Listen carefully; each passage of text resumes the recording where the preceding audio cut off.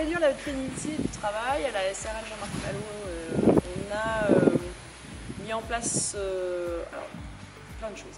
Déjà, on n'utilise quasiment que des tire-pales électriques parce que tirer en livraison, il n'y a que les tout petits camions qui vont utiliser du tire-pale manuel parce qu'ils n'ont pas la possibilité d'emmener un tire-pale lourd. Mais on va avoir des tire-pales à assistance électrique ou des tire-pales entièrement électriques pour toutes les livraisons, de manière à faciliter le transport de nos box qui font 200 kg quand même.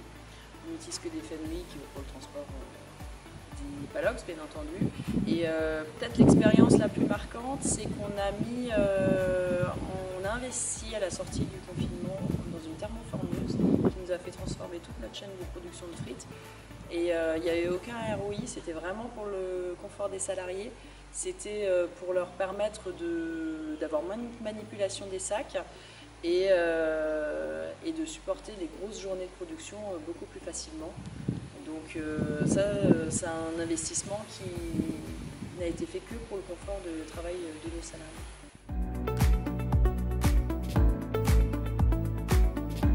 Alors la bonne ambiance de travail, alors les filles au bureau la cultivent beaucoup en réclamant des chouquettes pour tous les anniversaires. Voilà, on essaye de partager des moments conviviaux.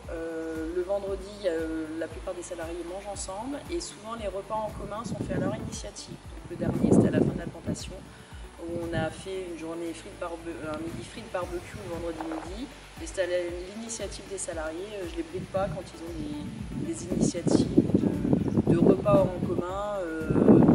On participe toujours et l'entreprise finance ces repas en commun. Après, comme la plupart des entreprises, on va sortir, faire une sortie commune, mais même pas tous les ans en fait, parce que c'est pas ça qui fait que les salariés apprécient l'ambiance. C'est plus l'ambiance de tous les jours, le confort de travail. On est dans un environnement clair, lumineux, avec peu de poussière, climatisé. Donc c'est ça qui joue plus peut-être sur l'ambiance du travail que juste une sortie au resto par an. Et en 2020, on a eu une équipe de tournage qui est venue présenter nos métiers.